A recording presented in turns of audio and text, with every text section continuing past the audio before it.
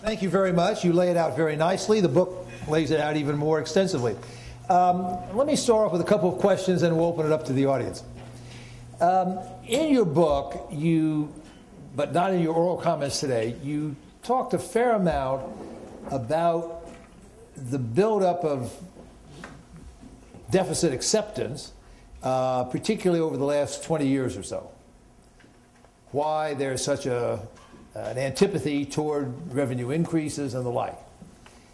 But we observe, as you said in passing, that in the 1990s, we actually balanced the budget and moved into surplus. So thinking of today's situation in that fairly recent light, what's the lesson? Why was the 1990s a decade of fiscal consolidation and move into surplus? How was that possible? Can that be replicated? And then what went so wrong to turn it around again? Well, I think that the 1990s, Fred, are an important and encouraging episode to think about, because it's not so long ago, and it's true, a great boom, and that was part of the strength in revenues. But at the same time, people in government, particularly people in and around the executive branch, were relatively careful. And there wasn't a kind of dissipation of surpluses that I'm afraid characterized the situation in European economies that had a boom in the 90s and that benefited from the process of European integration. So I think that people often say, well, this is an insurmountable problem, that the two sides can't get together. You can't imagine a change in political preferences that would bring us back to fiscal responsibility. And I think we absolutely can imagine it. If you look at the history, American fiscal history, there's a lot of ups and downs, a lot of changing views. It's true that in recent decades there has been this prolonged, strong tax revolt. But I think that's an accurate description. And it's hard to see exactly where that goes from here, except towards a bigger confrontation with the spending side, an increase in debt. Newt Gingrich famously remarked, or famously said, that when they write the history of modern conservatism, I'll be in one of the chapters. So he's in chapter 3 as a central character. And his proposal, currently still before the Republicans in the primaries, according to the Committee for a Responsible Federal Budget, has debt to GDP rising to between 140 and 150% by the early 2020s. That's extraordinary. But that reflects where this group of people, Newt Gingrich came into Congress in 1978. And he was opposed to the tax deal that Reagan did with Congress in the mid-1980s. And he attacked Bob Dole specifically for having supported that deal. So I have to ask the question, and I ask it to everyone who works with Mr. Gingrich or takes that view on deficits. Why is this a good idea? To push all else aside and just focus on cutting taxes, irrespective of the consequences for the debt and the deficit, I think is very unwise economic policy. Fast forward. Let me just add a story and see how you react to it. I frequently ask people that were involved in the Clinton administration how they were able to balance the budget and move into surplus in their period. And Bob Rubin, at least, gives huge credit to Ross Perot. Rubin says Ross Perot, with his charts and his ears and all that, in the 1992 presidential campaign, not only made it respectable to deal with the budget, but actually kind of made it necessary. He got 19% of the popular vote. Rubin always says that Perot made it possible for us in the Clinton administration to pursue a serious budget correction program. So, two questions. A, do you think that's right? And B, where's the Ross Perot of the present period? I don't think we have a Ross Perot on the horizon. The consensus shifts all the time, Fred, as you know, and that part of I think what we do collectively is argue about what's good and what's bad policy. And the consensus had shifted, and Perot represented that, even though he was an outsider. He represented the shift in thinking from the late 1980s towards thinking that deficits and debt had to be reined in. And actually, if you read President Clinton's memoirs and other accounts of the critical meeting in Little Rock that they had, the formative meeting for the Clinton administration, the discussion was not so much about Ross Perot as it was about bond market and bond traders being the most powerful people in the world. Point being, they were afraid of what would happen to interest rates. And they wanted to be careful with the image of their fiscal program because they didn't want the entire thing to be derailed by interest rates shooting up. Now, you could, again, in retrospect, you can say, well, perhaps that fear was exaggerated. You know, in retrospect, we've seen worse things subsequently. But that was the perception, and I think that was a continuation of this Alexander Hamilton view that you should be careful in the good times, and you should try to keep the debt to GDP under control. Let me come to your specific proposal for right now and ask you to elaborate a bit on it. You want to let the Bush tax cuts expire in their entirety. Right.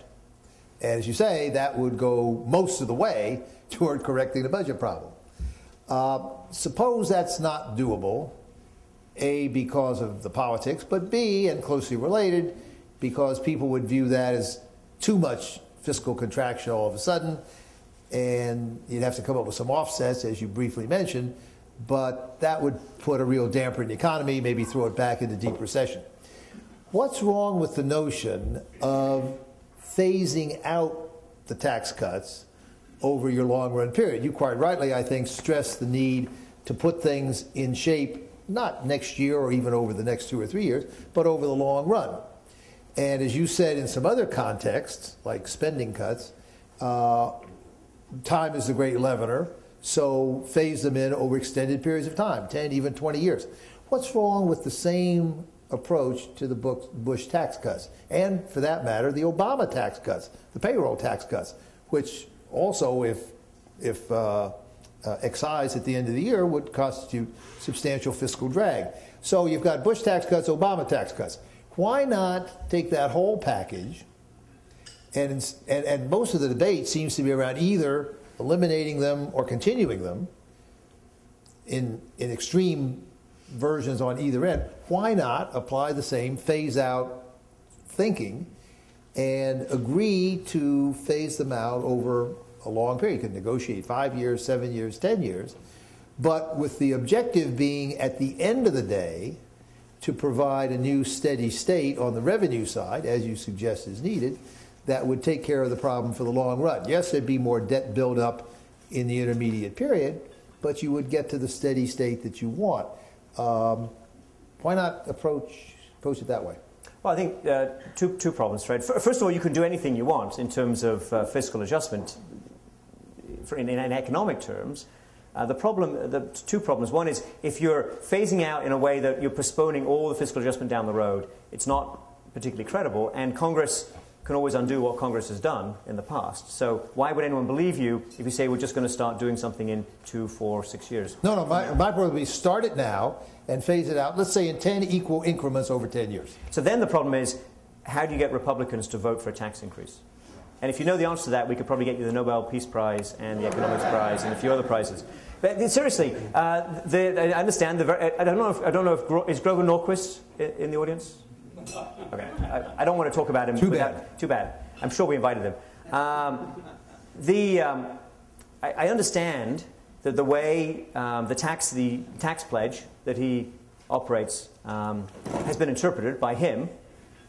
That is that anything that increases taxes, including not extending any of these expiring tax gates, that actually unambiguously would be seen as a tax increase. So if you're asking the Republicans, who presumably will be an important force on Capitol Hill, they may well control the House, they may well control the Senate. If you're asking them in the lame duck Congress or in 2013 to vote for something involving tax increases, it's not going to happen. The proposal that I put to you is actually would work because in the sense, the very specific tactical sense that the tax cuts will expire unless the extension is agreed by the House, the Senate, and the President. So if one of the three decides not to go along, they expire. And then you could, if this is assuming President Obama is re-elected, in early 2013, you'd go back to Congress and say, we're proposing a temporary payroll tax cut for 100 million Americans linked to employment relative to population. As employment rises, as the economy recovers, that tax cut is going to fade away. Now, that would be very hard for the Republicans to say no to. This is a proposal I should make sure to clearly give credit. Peter Orszag has also been arguing for. So the Republicans would, I think, be hard-pressed to say no. And if you worry about the so-called fiscal cliff, which Ben Bernanke certainly is worried about, and other people say they're worried about, this will be a way to address that in a form that would actually be able to pass through Congress, as opposed to other schemes that are sensible and potentially quite reasonable, but they're not going to be able to pass. Well, you could do it that way. My variant is for the re-elected President Obama, if he is, to say in the lame duck session, I'll veto any continuation of Bush tax cuts, period. But I'll accept a variant which is a 10-year phase-out of those tax cuts. And that, I think, would achieve the same political objective with the same economic outcome. But you could do it your way as well. That would simply then require another positive vote, and that could get out of hand. But the one I propose could be undone by a future Congress as well. That's true. Well, the Congress can always I mean, I think that the key thing is to change the thinking around these issues. That's because Congress can always undo what it did before. And what we had for 170 years after the War of 1812 was a very strong grip on sense of fiscal responsibility, strong grip on fiscal realities on the part of political leadership in this country, across the spectrum, and we lost that. Let me ask you two quick questions on the international dimension of this, and then we'll open it up. As you said, you and I have sparred a bit on the specifics of the euro crisis, but what lessons do you think the U.S. should take from the euro crisis? I mean, on the one hand, it's given the U.S. a longer leash. Bond yields went down, dollar's role was strengthened because the euro weakens as a competitor. All that reduces the salience of what you're talking about. On the other hand, should we take some caution from the fact that the Europeans have gone through such a difficult period? And or does it say that in modern democracies, you require one hell of a big crisis to really force you to take serious action? Well, first of all, I should be clear. I refinanced my mortgage this morning, and as I did that, I said extensive thanks to Italy, Spain, Greece, in fact, the entire Eurozone leadership. You've been talking your book. Well, I've been making money off my book, you could say, in that sense. And I don't think the Europeans are done with their crisis, which should serve mostly as a cautionary tale to us. Now, that we're not the Eurozone, we're not Greece, we're not locked into a sort of gold standard type arrangement, actually. That's the key problem. And actually, what the Europeans need more than anything is a constitutional convention, like as James Madison and Alexander Hamilton realized in the early 1770s, so you can have a fiscal union along with the monetary union. They never did that. Haven't done that, and the U.S. struggled until they got that.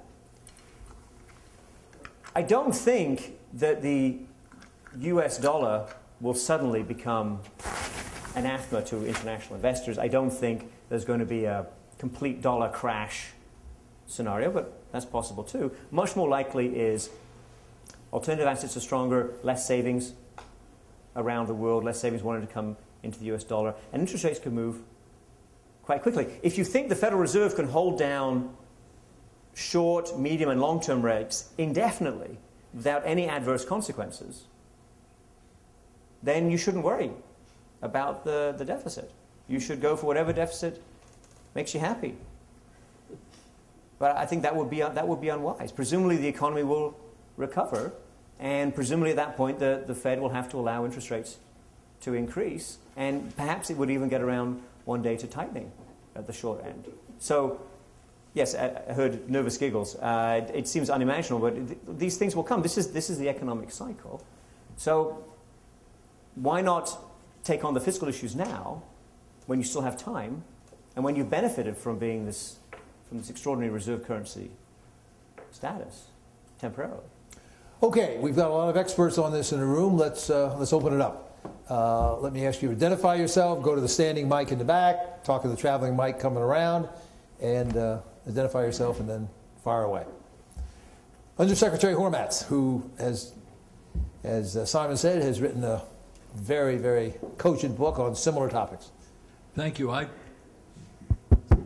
Great. Just a couple of points. First of all, I think your analysis of the history of all this was right on the mark. And Bob, it's not working. Is it okay now? Yeah. You hear me now? Okay. First of all, I think your analysis of the original Hamiltonian doctrine, which is one we lived with for, as you say, 170 years, was very valid. In other words, his view was, if you are in a war, you have to pay off the debts for that war in order to be able to borrow to fight the next war. I mean, it was a pretty simple argument of national resilience. And the other argument was the sort of Jeffersonian argument that if you had too much debt, the people who controlled the debt would control the government and therefore would distort the policies of the government in ways that were adverse to the average citizen and beneficial to the bondholders, in effect. So there was a populist argument and there was the military argument, but they converged to get you to the same point that you come to. My point is that one of the differences between now and then was that you had a war. When the war was over, you could pay it down. Now, the big problem is not the war, although they have been very expensive. It's all these entitlements programs that you can't pay down so easily because they're in effect growing. So it changes the nature of what the government is paying for from something that's temporary, i.e. a war, to something that's built into the system, which adds to the complexity of dealing with this issue. The second point is the pie chart you gave us. One of the worries is that even if you can continue to borrow at a very favorable rate, you're right, rates will go up at some point. But even if they don't go up very much, that portion of the pie chart probably is going to grow. So it reduces your national resilience because a larger portion of money to be available for other discretionary purposes is used to pay the debt. But the third point is I wanted to get to Fred's argument, and that is one of the things that I find increasingly challenging about this, and it goes to the foreign policy argument, although I completely agree on the domestic side, it causes all the difficulties that you've described, is that it raises a lot of doubts about whether our economic and our political model work. In other words, if you look around the world, what they're looking at is, does the American system deliver results? Can it make tough decisions? And the absence of an ability of the political system to come to conclusions that put our financial system on a sound footing over the course of 5 years, 10 years, 20 years, whatever it is, the absence of ability to do that raises a lot of questions about our capacity to govern ourselves in a way that is financially responsible. And that reduces the attractiveness of our model to other countries that claim that their financial systems and their political systems can deliver better results for their people and for their long-term resiliency. So it strikes me that we're really engaged in a competition between economic models and approaches to governance that are really on the line here. And if the government simply acts by default, then it raises questions as to whether that's the only way we can govern. In effect, things happen, we don't act, we let things happen, but it doesn't show positive efforts to come together. It only shows that the system, by virtue of, in effect, paralysis, is solving its problems. So that's one of the things that troubles me. The economics I can see whether you phase it in or not. It's that the system itself doesn't seem able to reach a compromise and is only able to act by, in effect, default. How do you deal with that kind of issue? Wasn't it Winston Churchill who said democracy is the worst of all possible systems apart from the alternatives? Right. So I think you're seeing the messiness of American democracy with its checks and balances, with the fact that nobody is definitely in charge of the fiscal policy. It's a very shared and spread authority. And one group is very strongly against raising tax revenues. And at the same time, the society is aging. And of course, you're absolutely right to emphasize that in the sixth debt surge was largely about tax cuts and the financial crisis. But it comes at a moment, demographically, when we couldn't be more vulnerable, because society is aging. And on social insurance, let me say two things. First of all, the average draw from Social Security is $13,000 a year.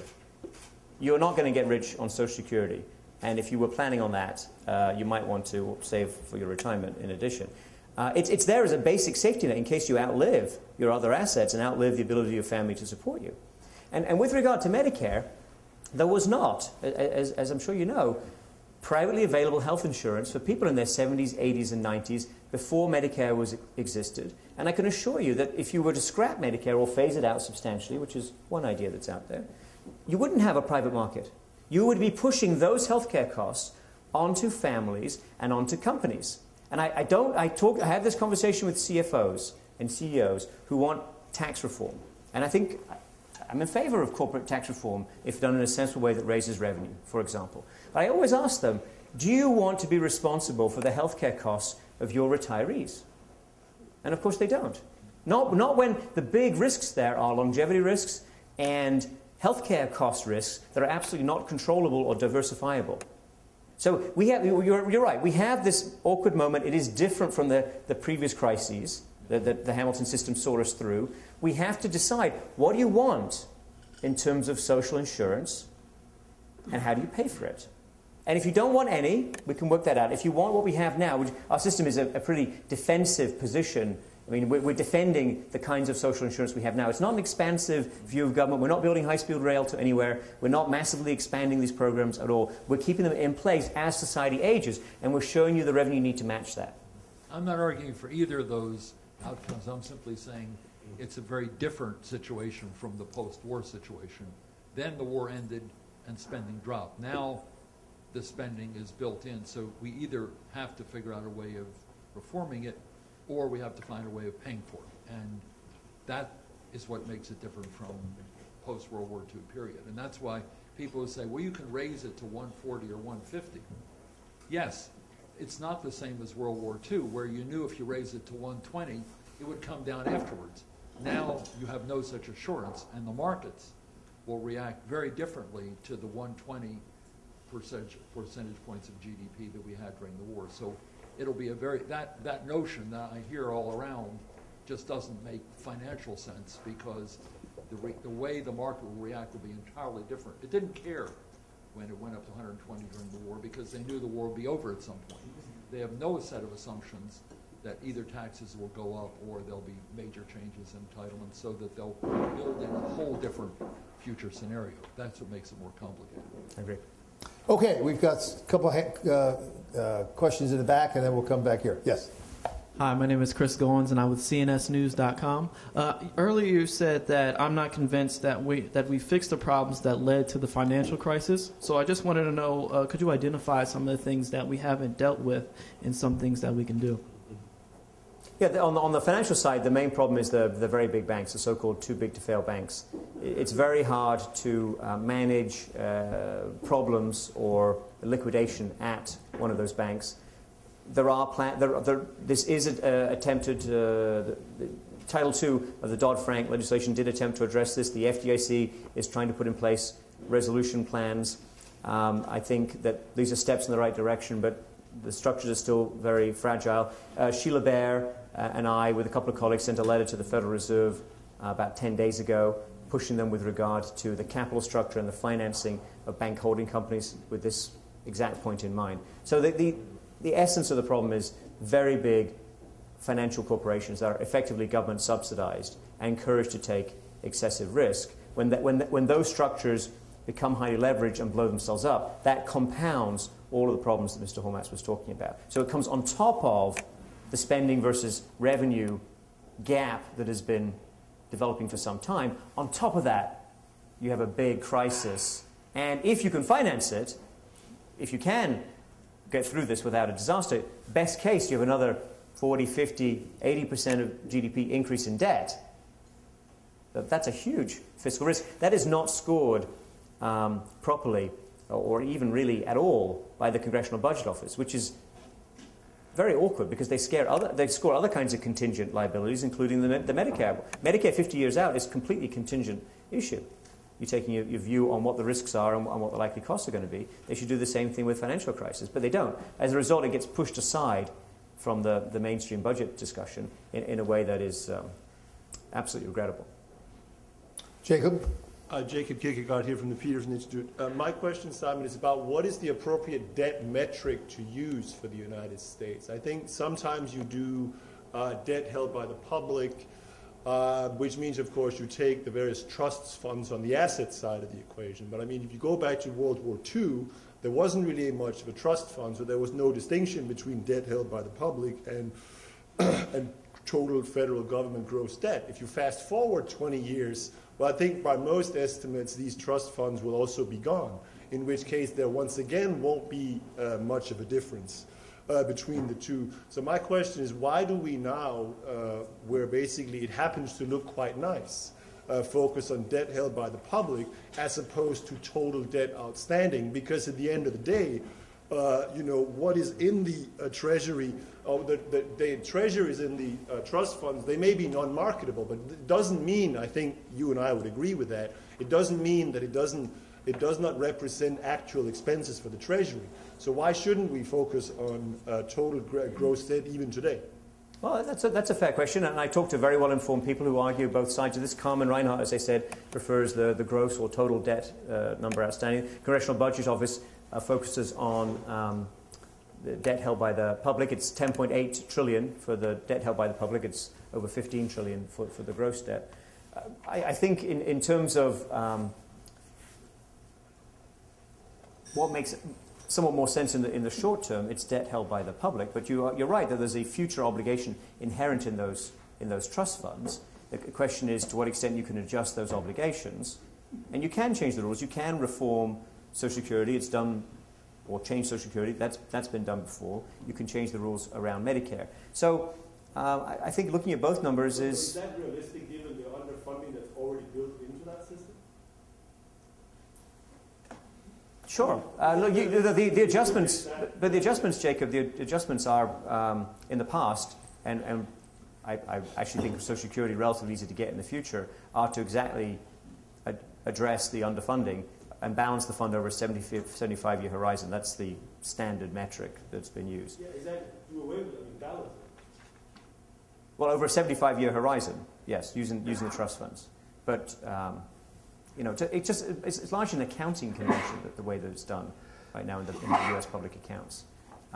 Either way you look at it, there's a fiscal adjustment that has to be done. How much effect does it have on the markets? Suppose we redefine the debt number that's most widely used and jumped it from 73 to 100 as a result. Would that have a big impact on the markets, you think? Well, I know people in the markets who focus on the gross debt and talk about that. Sorry? Yeah, I know, but no, it's a public number. But if in the public debate one focused on 100% instead of 75, just a query, might that shake people up? No, I think the key thing is Mr. Lawrence was saying, it's the future projection. Do you think it's going to be brought under control? And it doesn't have to come down to zero. Of course, the Hamilton system aimed to bring debt down to a very, very low level. Andrew Jackson almost entirely paid off the debt at the end of the 1830s. Almost nobody's proposing to do that. That seems rather extreme under modern circumstances. We've operated these economies pretty well for a long time with 30 to 40% debt to GDP ratio. So coming all the way down is not necessary. And I don't think it makes much difference, the net versus gross, when you think about the gap between revenues and spending. Okay, Anders, then Morris, and over here, Tom. Yeah, first of all, Simon, congratulations upon the publication of your new book. Your production is really impressive, both in volume and quality. I naturally totally share the views that you have expressed here. But what I wonder about is what you have not discussed, and that's the stimulus. You have complained about the Grover-Nyquist view never to increase the tax, but we also have the Larry Summers, Paul Krugman view that any budget deficit is a good stimulus, and that Paul Krugman has written this, that Greece has no debt crisis. And I think that this democratic view that all stimulus must be welcome is about as bad for the budget balance as the Republican no tax increase advocacy. What is your take on this, and where do you come out on this in the book? Thank you. Well, I think I'm not responsible for Paul Krugman or Larry Summers' view. We should have them up here themselves. And I think there's a difference in view between them, Anders, at least to the extent I understand it. I certainly don't. I mean, this view.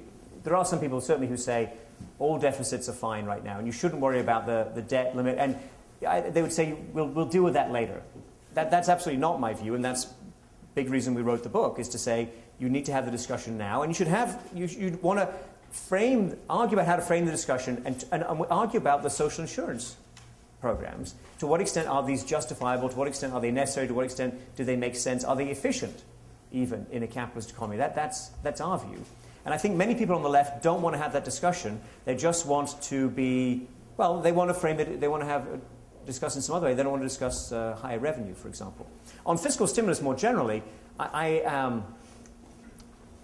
share the view that many people had before 2007 that discretionary fiscal policy is a very bad way to try and move an economy, with the exception of a very deep crisis, potential depression. So I did support the stimulus at the end of 2008 and early 2009, but on a one-off basis, not taking the view you should do this again and again and again. So I would rather be aligned with people who are trying to withdraw the stimulus, but I recognize certainly where the consensus is with regard to the fiscal cliff, and I'm proposing for people exactly taking a more Keynesian view of this, that you can have the temporary payroll tax. Don't extend the Bush tax cuts. Put in place a temporary payroll tax cut. That will deal with any Keynesian concerns you have. And the fact that it's temporary, as long as we have some years, or we're arguing 2 decades to fix this, it's completely consistent with my medium-term fiscal consolidation. But the fact that I have 2 decades does not mean I'm comfortable saying, yes, let's extend all the Bush tax cuts, or let's extend them for everyone except those with incomes of over $250,000. Morris? Great to see you. Morris Goldstein, Peterson. Simon, in order to put your proposal in better perspective, could you compare it to 2 other proposals? Perhaps you do this in the book. One is the Simpson-Bowles proposal, which also has some revenue increases and proposes to cut, I think it was $4 trillion off. How is yours different, and how is it better?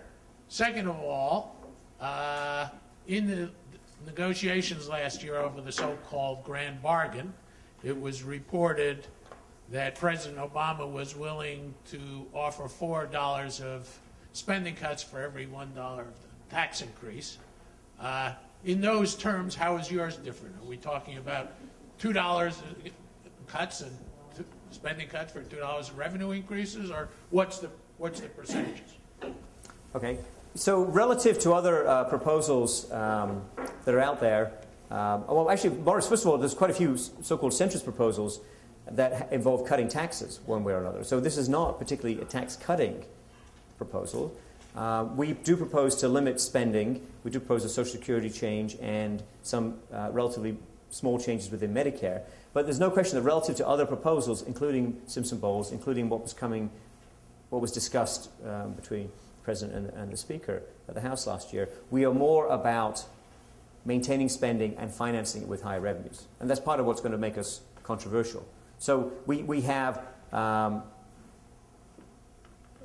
in terms of how much revenue increase relative to spending, it's about 5 to 1 on the revenue side. So we're quite different from where people are currently. Instead of $4 of spending cuts, a $1 increase, you have $5 of revenue go the other way. Increase. Yeah, look, we take a look at the book and tell me if you're convinced. But we try to start from the principle of what does government actually do in the United States? What does it spend on? It's mostly on the social insurance programs. How do you feel about the social insurance programs? Are they well designed? Are they crazy things to have? If you can reform Medicare, and I know I see Anders shaking his head vigorously. If you have a Medicare reform proposal, I'm all ears. But we talked to the leading experts on the left and on the right and looked for anything that's politically feasible, that's anywhere near to being implemented over the next 2 decades. Couldn't find it. Now, there are proposals out there that will cap Medicare spending or reduce it as a percent of GDP, but those are going to, the CBO scored Congressman Ryan's budget last year as increasing healthcare costs as a percent of GDP, because you're taking from the government spending and putting that onto families and companies that have less market power in a very oligopolistic, many parts of the country, oligopolistic local markets. So that doesn't seem to us to be an attractive way forward. So what we're saying on the healthcare side is, given the CBO's baseline projection, what would it take to achieve fiscal responsibility within that baseline spending for Medicare? Now, if you want to cut Medicare, if you want to eliminate Medicare, you're obviously going to approach fiscal responsibility in a very different way. But we're trying to work with we're trying to be realistic and somewhat cynical here. We're trying to work with the Medicare spending that we have, not what we could imagine that it might become. Rudy Penner, former head of the CBO. I think the discussion of the 1990s. Yes, right behind you. I think the discussion of the 1990s was far too rosy. It's true that the courageous deals of 93 and 97 were necessary to achieving balance, but they were hardly sufficient. I mean, you had the end of the Cold War that brought down defense. You had Depression babies like me applying for Social Security and Medicare, and you had this extraordinary explosion of revenues from the hyper-rich, which I presume were related to the tech boom. So those things, I think, were more fundamental to achieving balance than actual policy changes. Okay, I withdraw all the nice things I said about the Clinton administration. No, but look, those are all very important points, and hopefully they're in the text. If not, we can certainly issue a correction. But compared with Europe, for example, over the same period, this period of pretty intense prosperity, the US did not go on a massive spending spree. The Europeans didn't have their budgets under control in the late 1990s and didn't control them in this period of the early Euro boom in the early 2000s. And they are now, unfortunately, very sadly, facing many consequences from that. In the 1990s, we had relative fiscal responsibility. Perhaps not what you would have had in the past, fine. Perhaps not what we need in the future. I'm not going to disagree with that. But the point of being somewhat encouraged about the 1990s is to point to people that we can find our way back to some form of fiscal control. And we didn't lose it completely, hopefully. I'm trying to be optimistic here. I'm trying to project a positive message. If I say it's all hopeless and we're going to wherever in a handcart, that's much less encouraging and much less of a message that's going to engage people. Okay, Tom, and then back to them.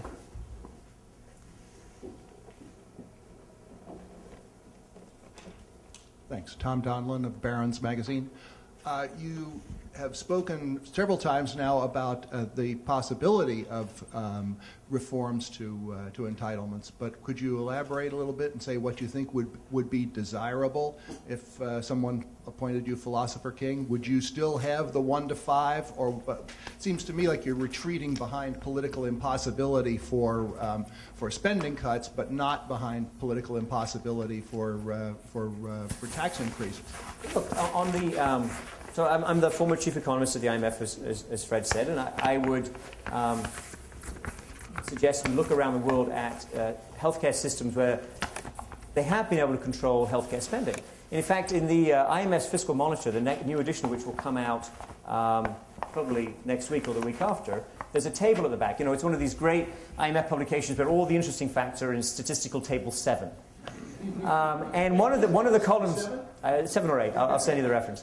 One of the columns is a projection, a 30-year, I believe, projection of healthcare costs as a percent of GDP across, all industrialized countries, and they have a lot of the emerging markets in there too. And we do really badly on this projection. And a lot of countries with much worse fiscal policies than us, like Italy, do much better on the long-term health control issues. Now, most of the countries that have managed to get a grip on those healthcare costs have more of a single-payer system than we do. Now, I'm not saying that I'm telling you you've got to go do a single-payer system, because if I said that, somebody would, set my car on fire outside or something. But just as a matter of practical cost control, what do we see out there? What has worked? What can you draw on as an experience around the world?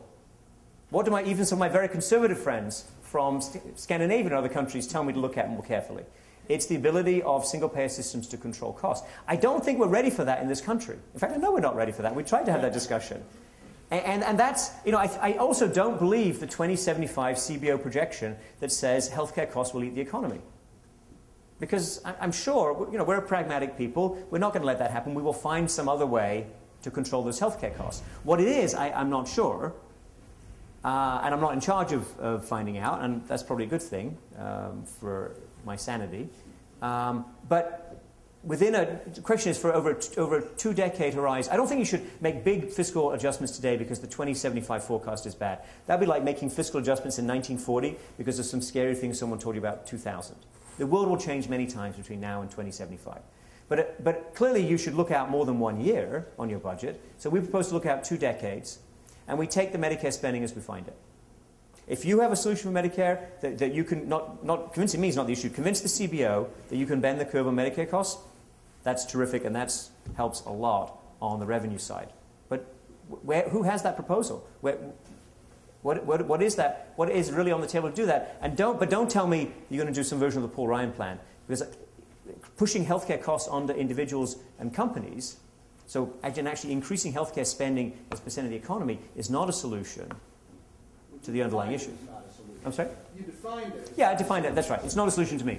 It takes it off the federal budget. Correct. If you only care about the federal budget, it takes it off the federal budget. If you care about healthcare costs and you care about what individual, so what I'm paying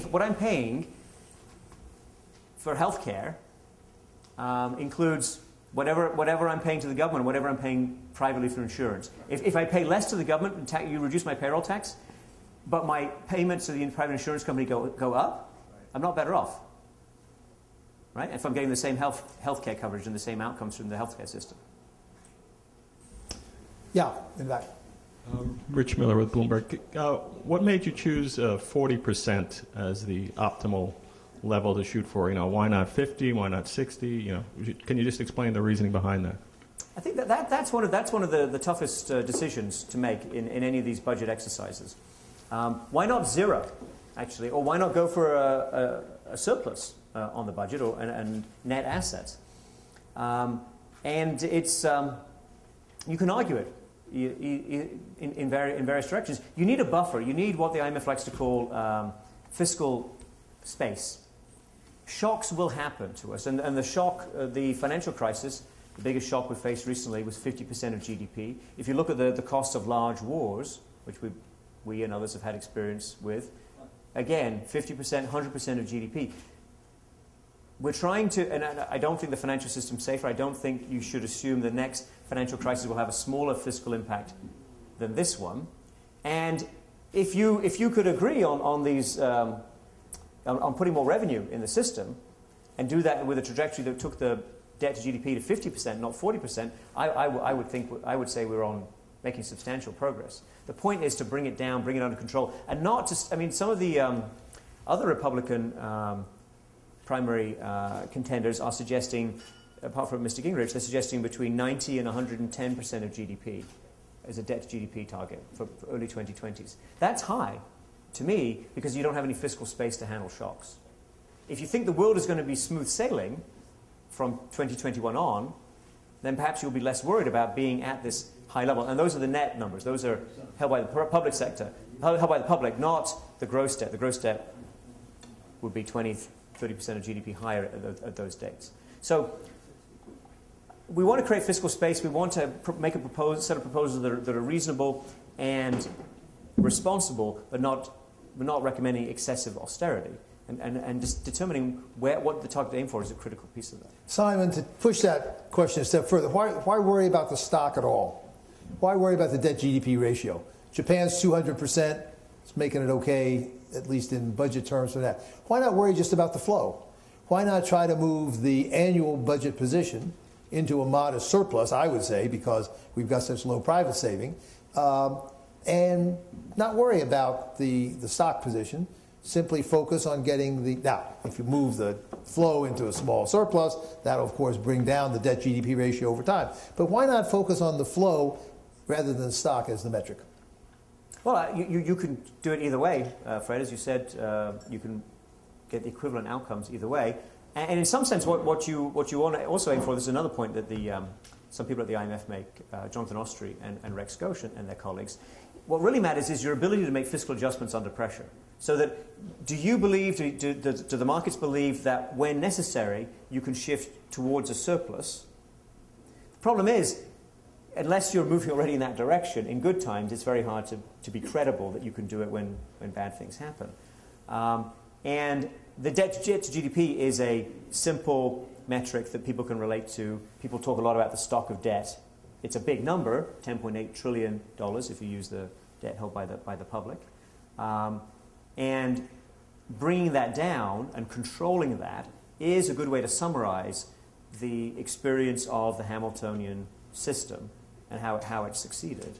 So being able to manage debt increases when necessary and bringing it down when you have the opportunity. That is a good way to speak to the sense of fiscal responsibility that we used to have. Just to push the point aside, the people who focus on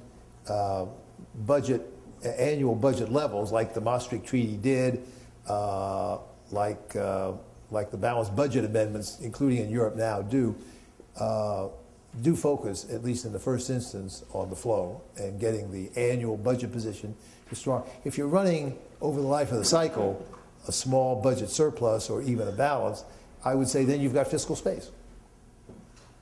Yeah, they don't talk about the debt levels in part because their debt levels are very high, and they'd like to move attention away from that. But certainly we can agree that creating fiscal space and the ability to manage your way through shocks is an essential part of the fiscal system that we used to have, and we don't have it here, and the Europeans have obviously found that they don't have it there anymore. Oda?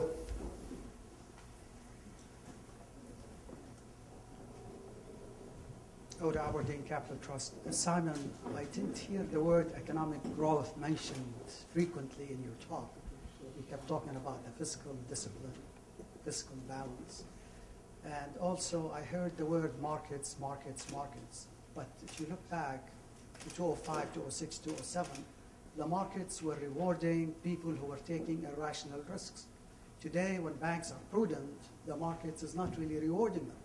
In fact, the markets are moving into high-yield bonds.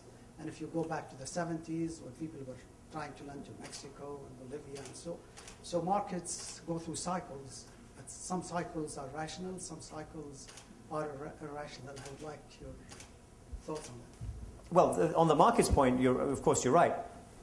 The markets go through cycles, and at the moment, they're very favorable to the United States. And people argue, very well-informed people argue about whether or not this is irrational or rational. I'm not taking a strong view on that. I'm merely suggesting that it will turn against us. If you read the long-term history of interest rates, the great book by Homer and Silla, for example, you have episodes of 20 to 30 years when rates move consistently down, and then other episodes, long episodes, when rates move in the other direction. So I don't think we should bet on such low long-term interest rates for a prolonged period. And with regard to economic growth, of course, that's key to everything. If you can find your way to some much higher growth level, that will solve your budget problems substantially for you. We're taking the Congressional Budget Office's baseline approach to growth. You can argue about whether that's conservative or excessively optimistic, but that's the framework within which we are addressing the budget issues. And what we're proposing is, I think, completely consistent with private sector-led growth. And with, the tax rates we're talking about are the tax rates of the 1990s, accepting the caveats about good luck in the 1990s. Those tax rates were not inconsistent with rapidly rising prosperity and with buoyant revenue. So that's our suggestion in a nutshell. Okay, Bill and Steve, did you have a question? I was going to ask about healthcare. All right, Bill gets the final question.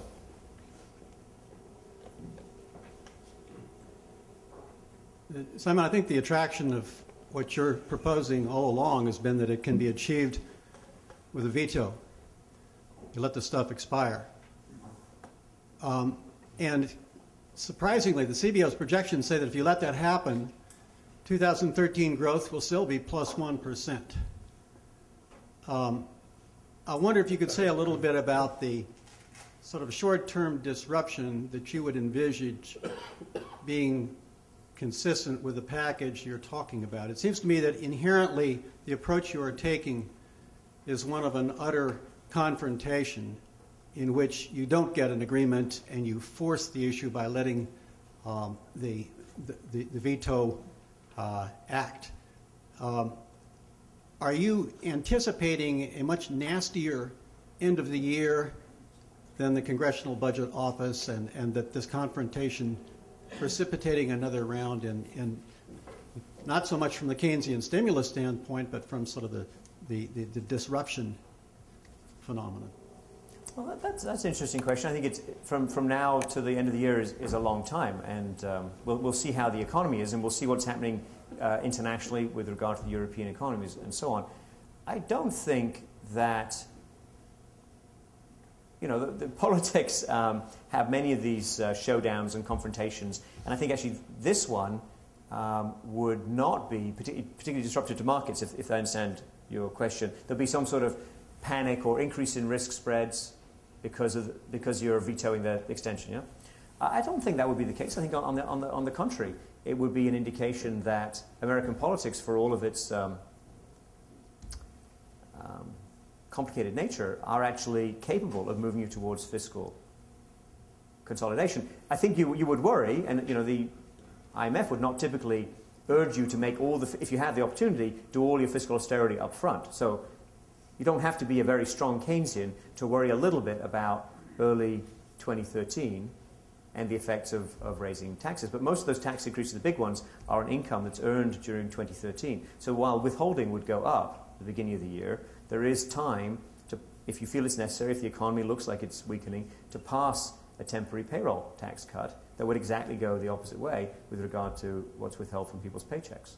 But I think it is an interesting question. If you consciously voted through a veto of extension of tax cuts, if you consciously engineered a very sizable fiscal drag, and U.S. growth dropped even to say 1%, but there'll be other forecasts that would be even more pessimistic, whether that would actually have more adverse market effect than the favorable effect of getting the long-term budget profile under control. We just had a discussion this morning with some of our colleagues on Europe, and the market folks there were saying that the reason the markets are still very skittish about Europe is the absence of growth for several years forward, including in the core countries.